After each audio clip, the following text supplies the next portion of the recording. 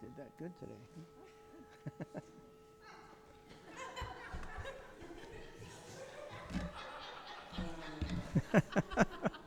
Strange. Good morning. My name is Sam Baumgarten, and I am your lay worship leader for today's service. I warmly welcome you to First Parish Unitarian Universalist Church in Bridgewater. This week, we're happy to have Reverend Rosemary leading our service. Our ushers are Pat Hart and Deb Baumgarten. Who's she? I know her. The kids in the kitchen are our coffee hour hosts today. And we actually still have a display up here from last week provided by Heather, so I don't think she got recognition last week. So we have a couple of announcements, one from our coffee hour person, Beth. Coffee hour alert. We have only 1 week signed up for. Hope you like just coffee. I love you all, but Quent has an announcement.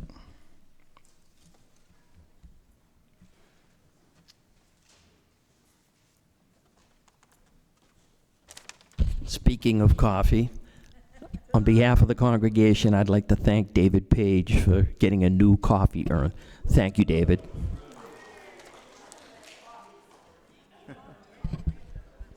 And Reverend Rosemary has her own announcement. Hello. In 2 weeks, if I can do any math, after the service, I'll be hosting a class called Your UU Journey. So if you're newer to this congregation, if you want a space to talk about theology, welcome, and belonging, please join me. It's from 12 to 1 in the church office. We'll grab our coffee hour snacks and head over, and it should be a really wonderful conversation and space for our newer folks. So if you're thinking, does that mean I'm invited? It does mean you're invited. And I'll be happy to see you all, some of you there.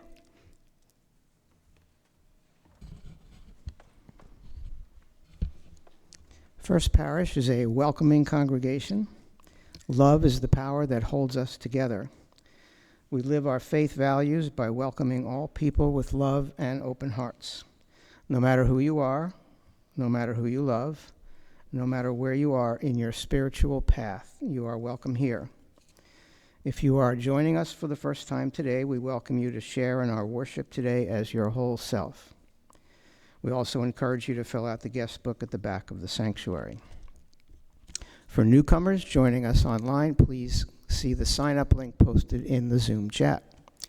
And for those of us joining in worship in the sanctuary, let's take a moment to welcome our friends joining us virtually via Zoom this morning with a wave to the camera. And thank you, Mark, for doing the camera. The recording camera is turned off to protect your privacy when we share joys and sorrows.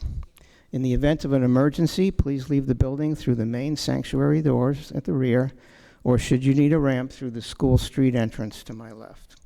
Thank you for joining us for worship today. Whether you join us in person or via Zoom, your presence creates our beloved community of faith. We will now begin our time of worship with the prelude.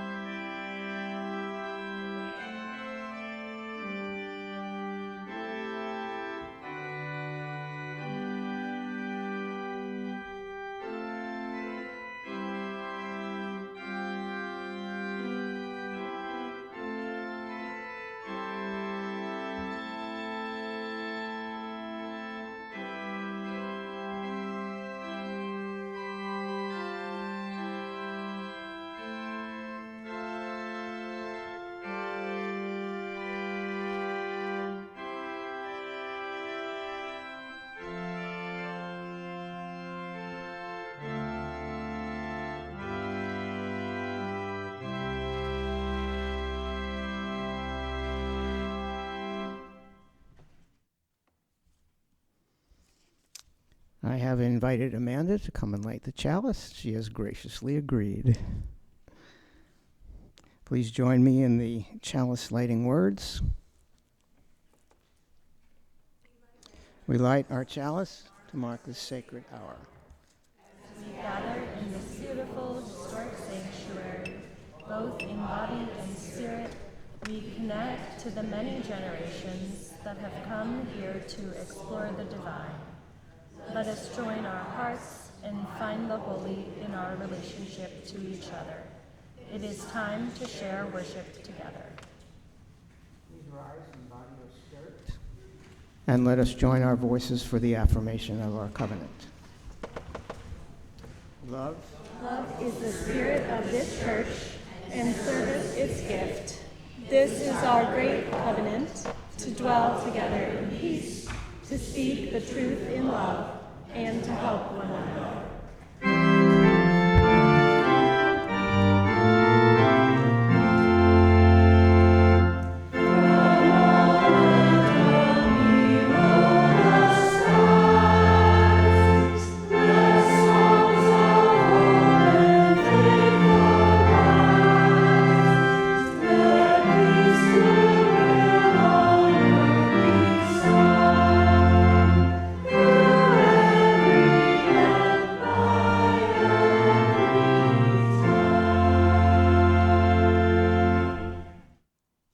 Please be seated. I'd now like to invite Kat Gillespie up for a short testimonial.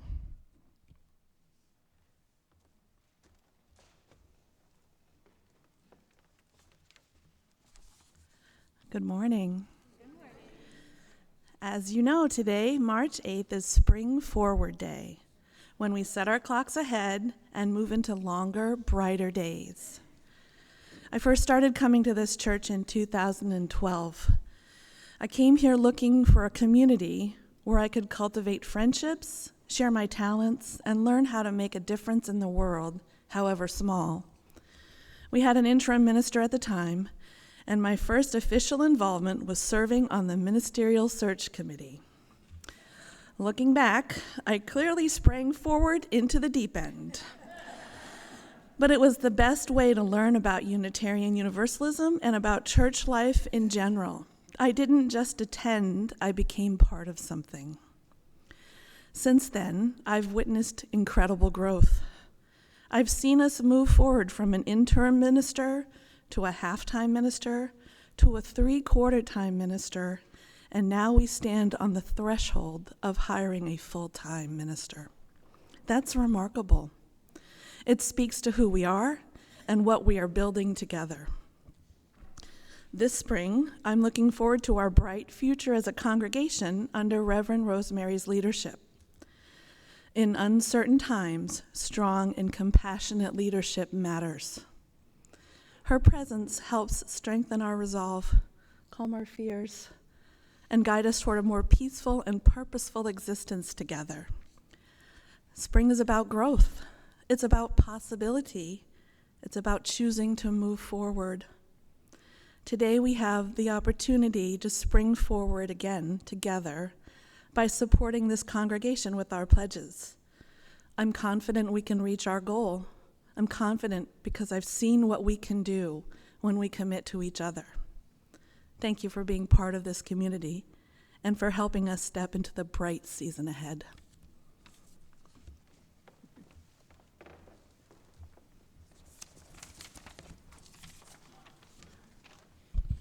Thank you so much, Kat, for your kind words and beautiful story. Good morning, everyone.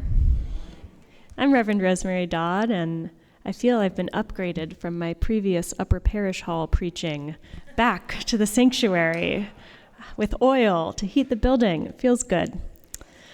Our opening words this morning are from Reverend Bob Janice Dillon. Call to presence. Here within these walls, here in this community of love and justice, we pause in our busy lives to consider what is worthy of our deepest yearnings. In the time we are given here, may we pay attention to the wonder of each moment. May we grieve what is lost, and may we be grateful for our life on this beautiful earth. And may we prepare ourselves for the work that love calls us to do. Just as we are, may we be the beloved community.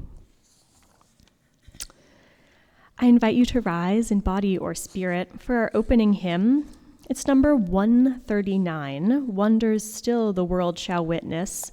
And I chose it because it seems like it might be about paying attention, but we don't know it well. So we're going to challenge ourselves, sing all 3 verses, and learn it together.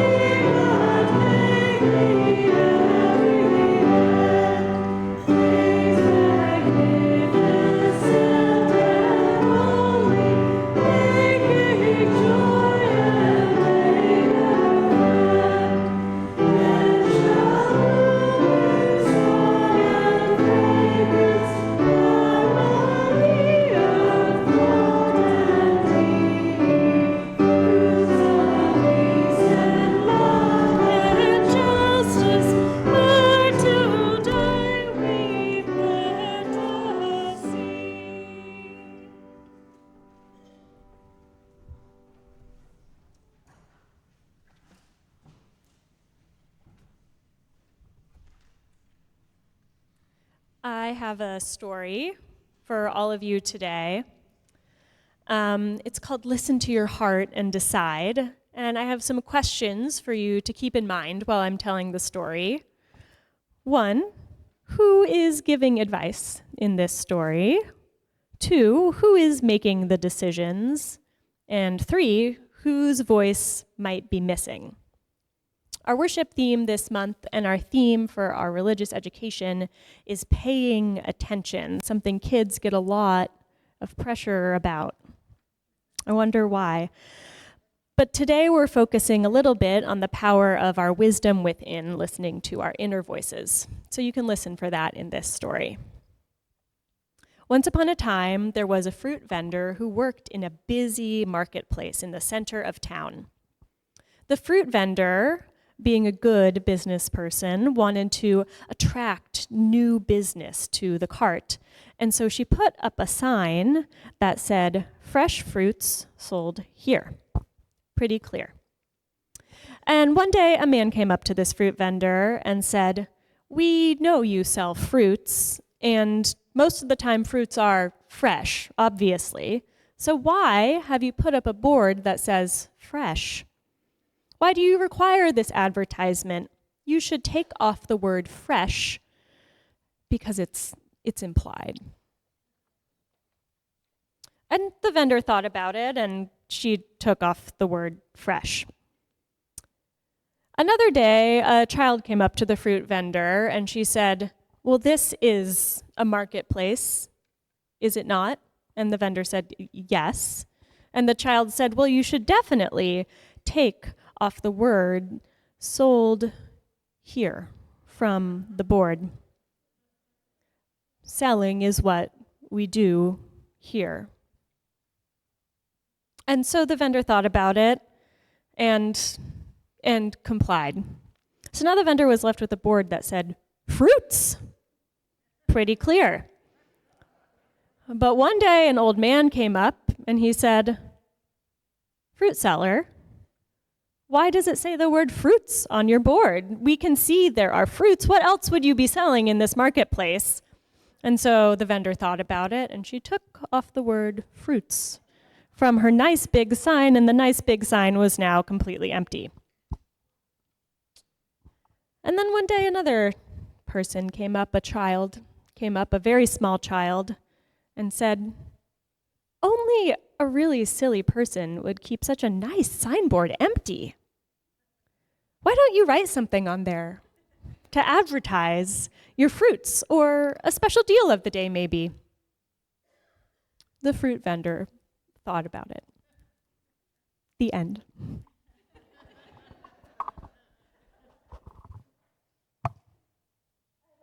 Victoria come up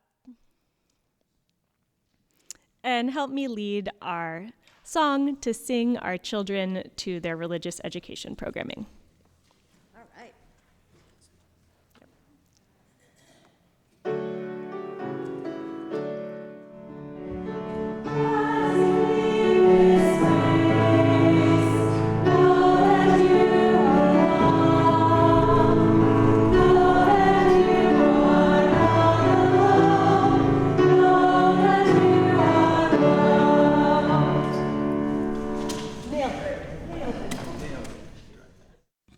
Okay, the moment of appreciation you see in your worship service will happen another Sunday. Don't worry about it.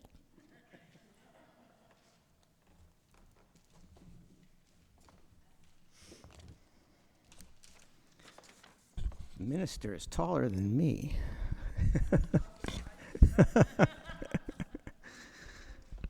Now is the time in our service for the sharing of joys and sorrows, those matters of great personal significance that touch us, our families, and loved ones. If you have a joy or sorrow, please come to the front to light a candle. Please share fully but briefly into the microphone so that all may hear you. You may also choose to light a candle in silence. Online participants are invited to share by typing joys and sorrows in the chat. A volunteer in the sanctuary will read them aloud. So please come forward at this time if you would like to light a candle.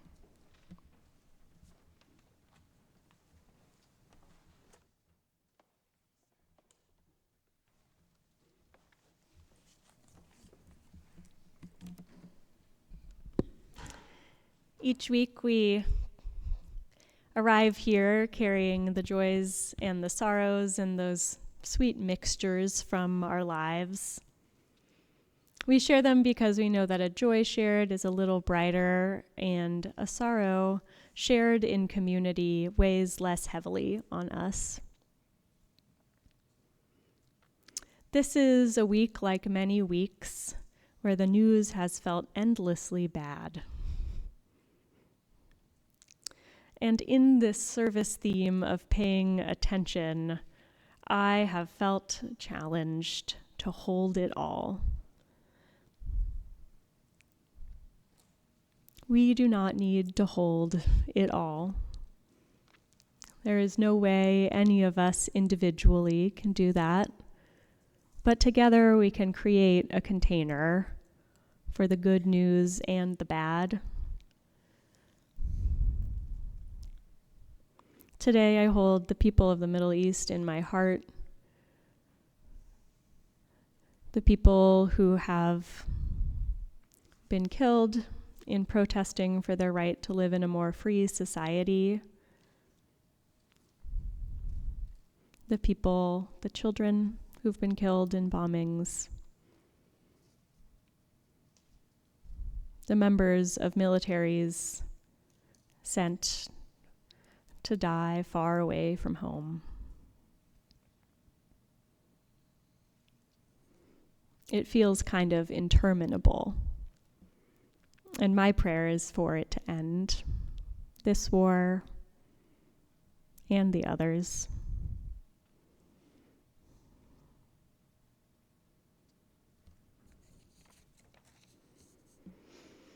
Other things feel inevitable or interminable too in our lives. Those anniversaries of deaths of loved ones that roll around every year.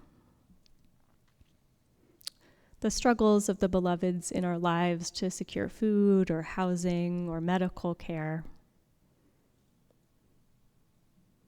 The deaths even after long and meaningful life. In this community, we hold all that as part of being human.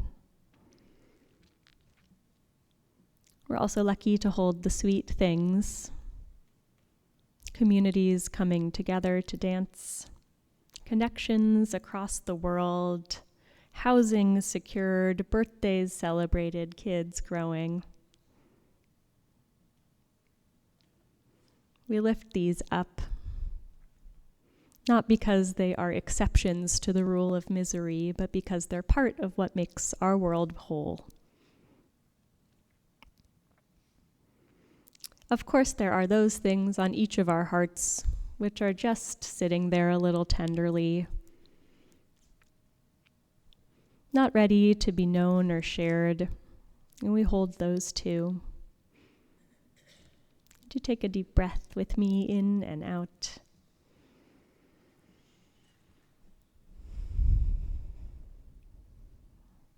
And in and out again at your own pace.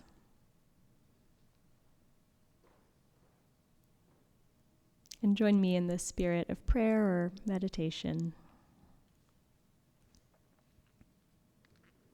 Spirit of life, Spirit of love who connects us to one another in our daily lives. Help us to hold the world in love. Help us to notice the world's brokenness, but not be broken by it. Remind us that we are beloved just as we are. Connect us to that precious gift of hope, to the roots of justice, to the work of grace and the work of mercy.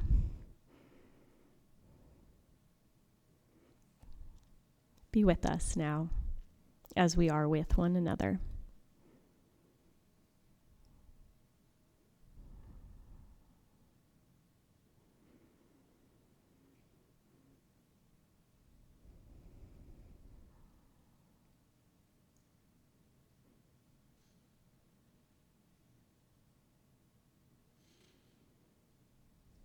Amen, and blessed be.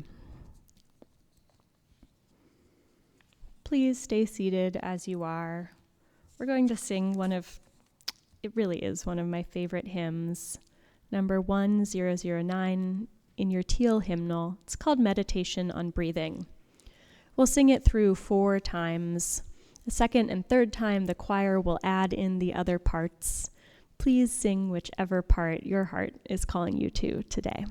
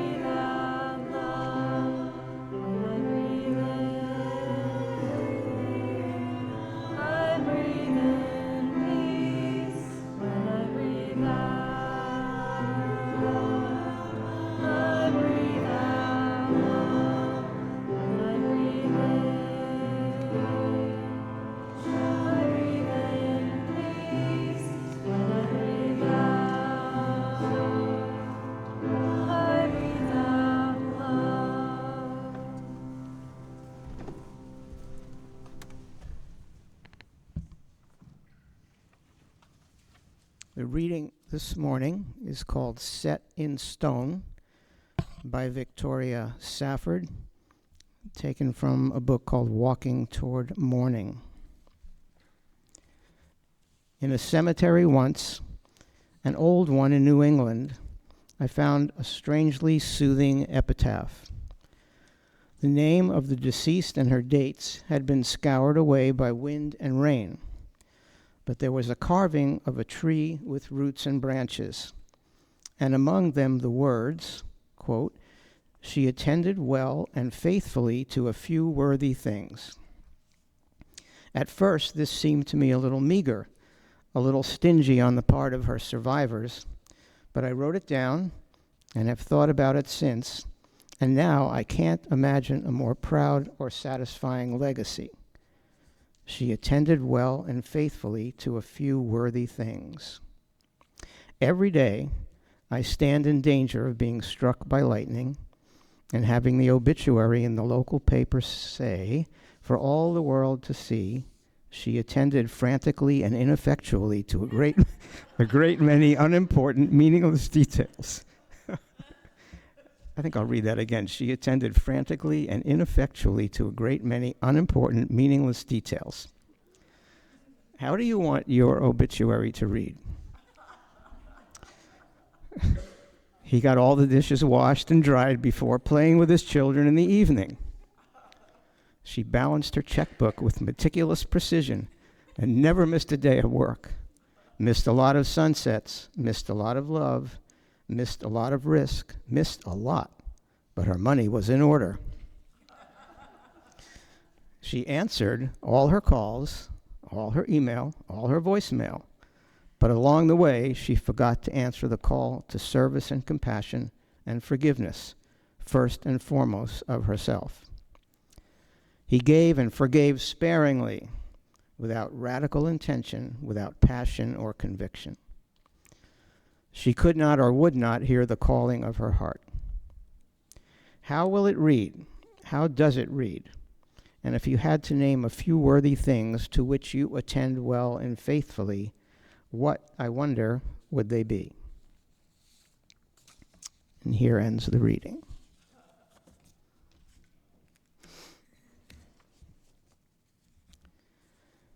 Each Sunday, we collect an offering to support the ministries of the church and the mission of a community organization that shares our values. This month, contributions to our collection plate are being shared with Mothers for Justice and Equality. Boston-based MJE's mission is to end neighborhood violence by empowering mothers and youth to challenge the normalization of violence and become effective catalysts for change in their homes, schools, and communities. You may put extra contributions in the plate for MJE if you wish. You may also donate online using the information on the slide. This morning's offerings will now be gratefully given and received.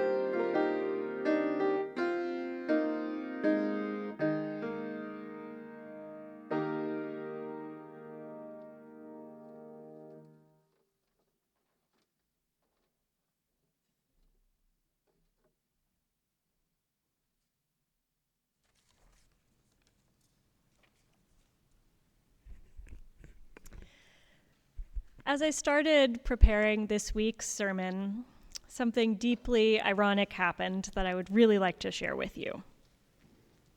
I opened up this month's Soul Matters worship packet, wherein we paid for a service that compiles some really wonderful readings, music suggestions, story suggestions, and resources. Each month, it's like a 45-page document that is jam-packed with meaning. And a little thing popped up in my Adobe Acrobat document viewer that said, "This appears to be a long document. Save time by reading a summary using AI Assistant." This month's worship theme is paying attention. So I took a screenshot of that, put it in my sermon script. I have been encountering social media and technology for much of my life. I remember really vividly being in 6th grade, and the coolest 8th grader, Dominic was his name, bragging about how he had recently gotten invited to Facebook, a completely new platform that was still invite only, like a friend had to invite you at this time. I was so jealous, and I went home and I asked my parents, "Can I have a Facebook?" And they said, "We don't even know what that is," and no. But I got one 2 years later, right after I graduated from 8th grade. That became the rule in my family. And I remember it vividly because there's a picture of me at 8th grade graduation that I put through one of those online photo filters that made it look like shiny and metallic, and I set that as my first profile picture. I was so excited for the new world of being an older person, a teenager with social media. Since then, I feel like my relationship with social media, as many of ours probably have, has waxed and waned. A year ago this week is the anniversary of my ordination, which is very cool, and March 1st was the anniversary of me deleting the Instagram app from my phone. 1 year. It was a big deal for me. I think I've had Instagram since it launched, basically, starting with sharing these over-filtered photos of what I was eating that day, and ending with these like really long 20 photo dumps of like everything I'd achieved in the last 3 months, which felt a little high pressure at some point. So a year ago, my housemate and I reclaimed our attention, and we said, no more Instagram.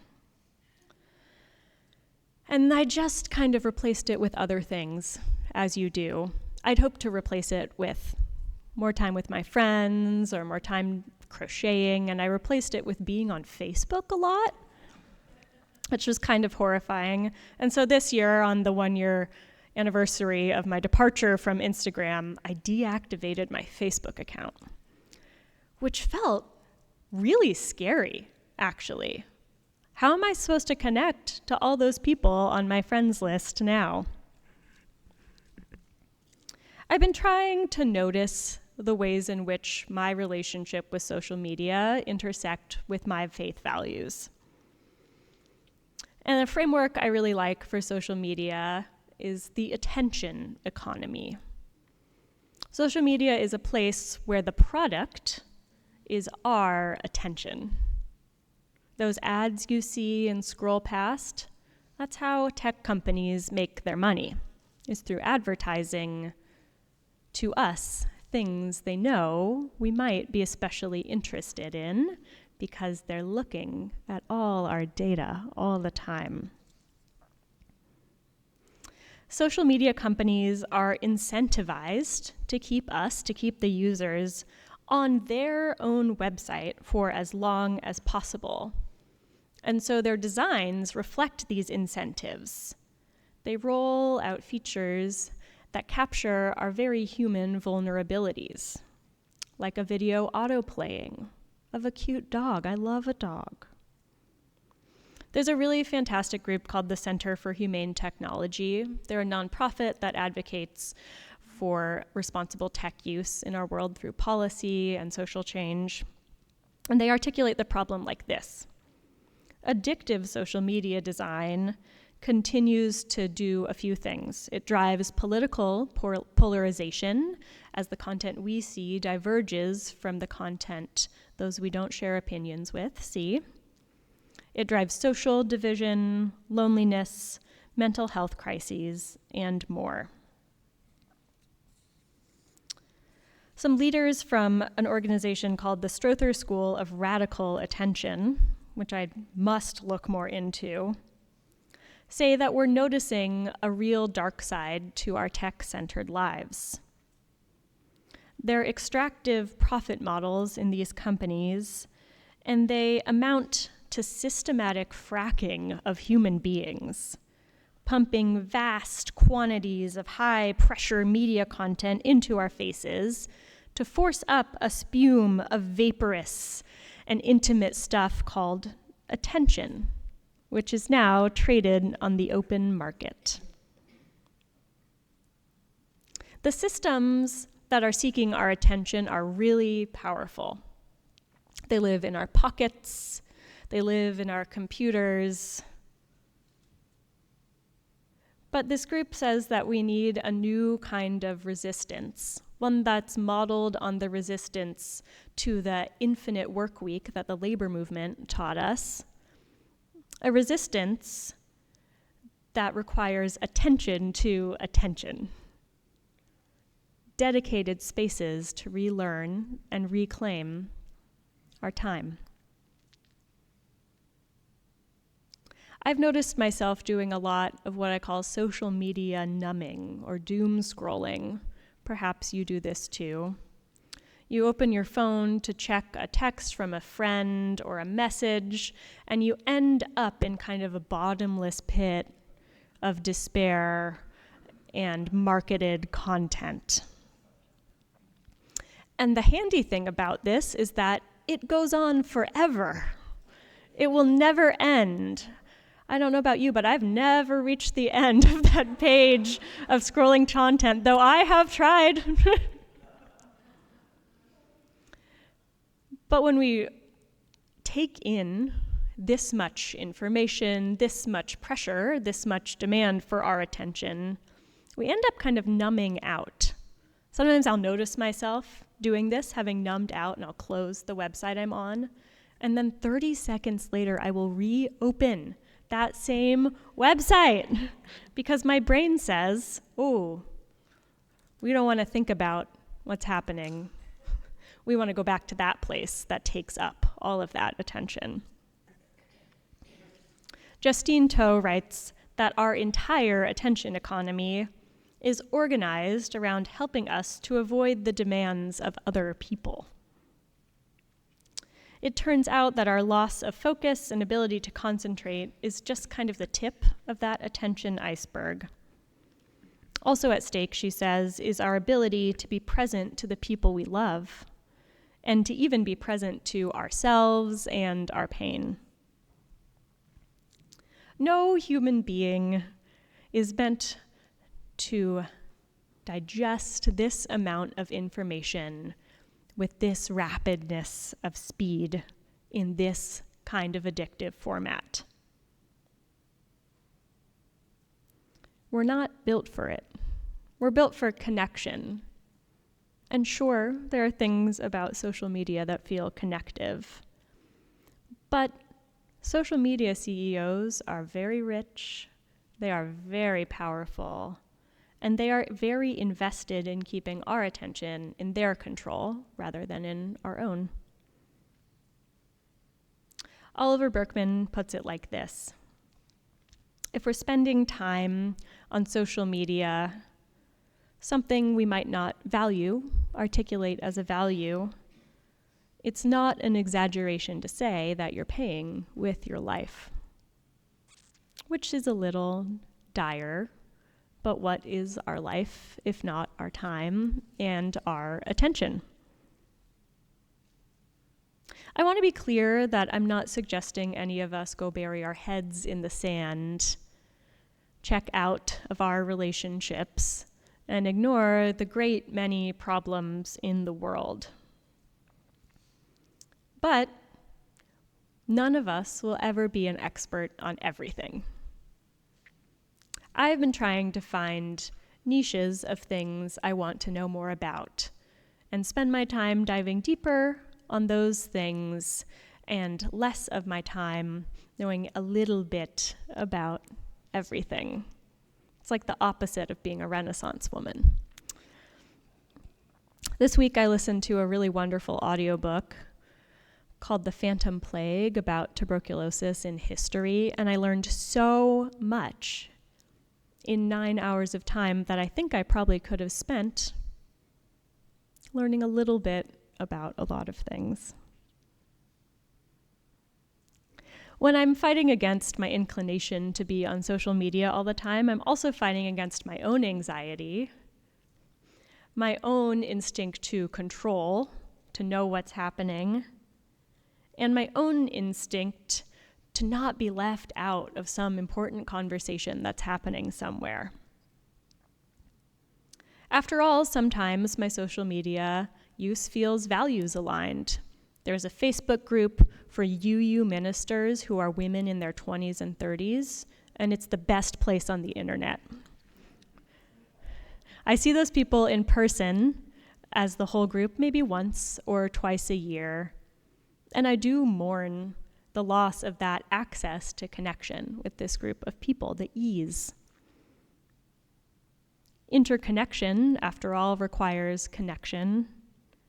Our faith value of interdependence, though, relies on depending on one another, not just being connected, but connecting our lives together.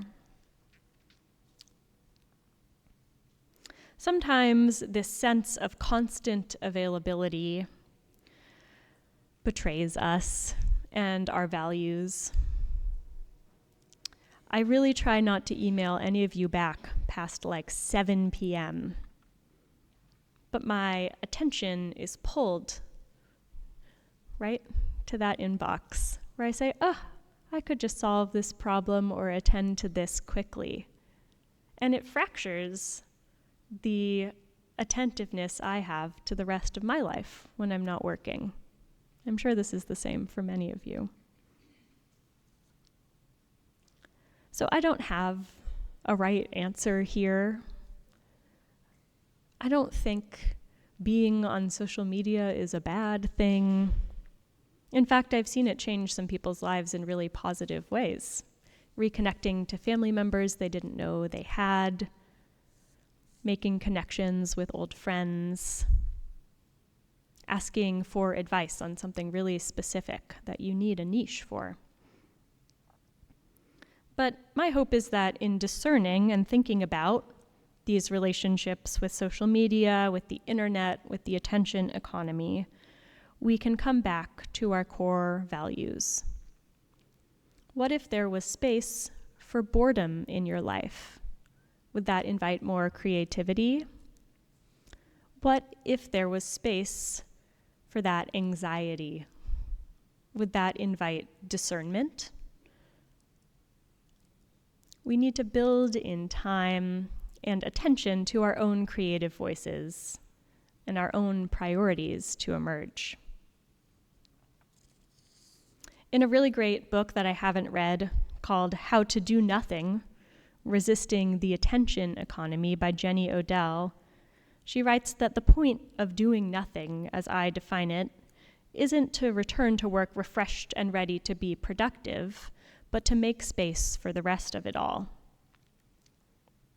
A few years ago, author Laura Vanderkam asked more than 900 people to record time diaries over a given Monday, a normal Monday in their lives. And people who reported a more abundant relationship with time, which is a great phrase, meaning they had progressed toward a goal or spent time in ways that made them happy, these people were more likely to do something reflective, like meditating or journaling. They checked their phones less often.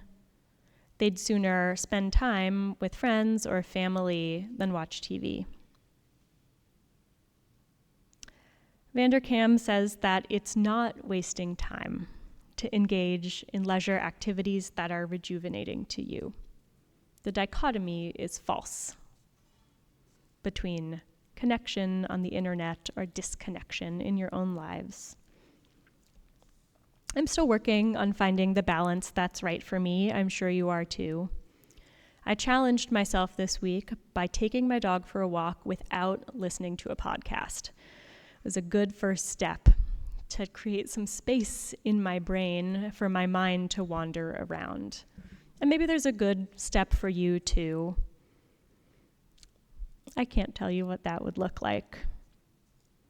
But my hope is that we can return to our core values, creating interdependence and noticing it, listening to our own creativity, reckoning with our own anxiety, and deepening our relationships in the world, deepening our knowledge of those things about which we're passionate or interested.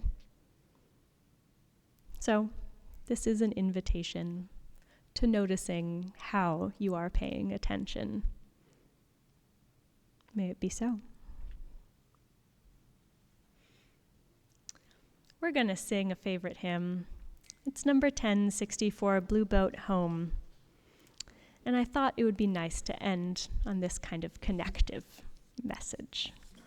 Please rise in body or spirit.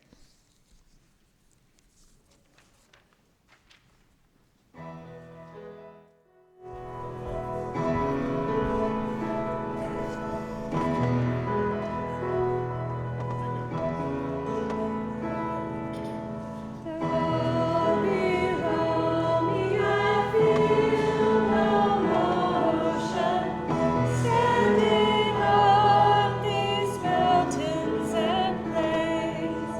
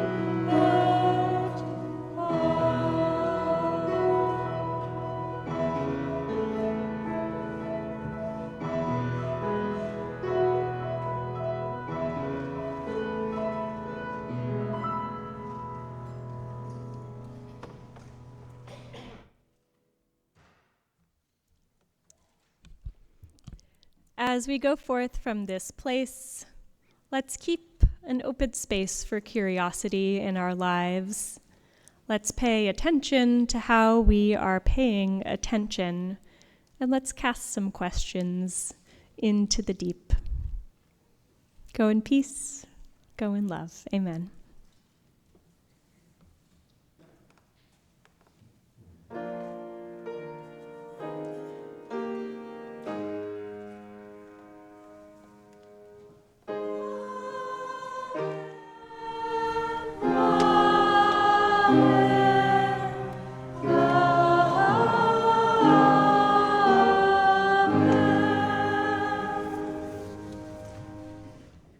Amanda, if you'd like to put the chalice out, please.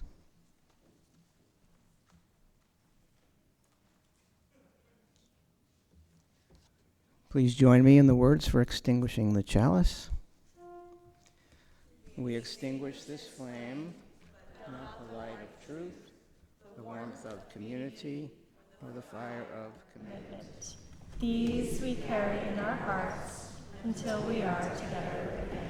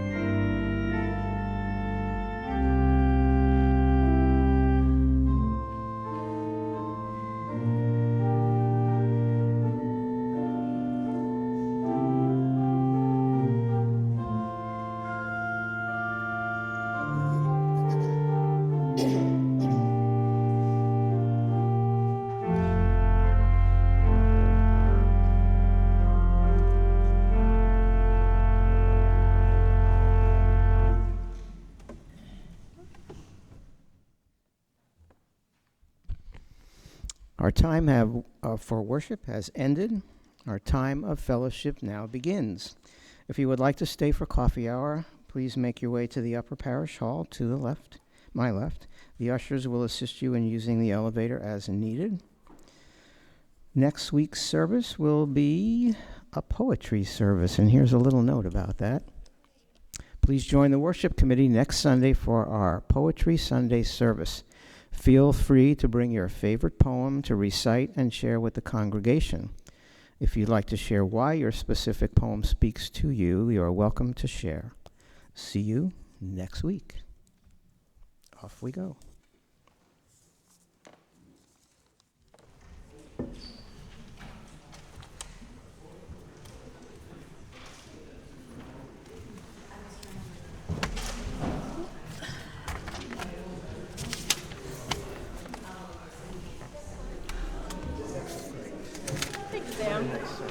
Thank you. I'm not reading so good.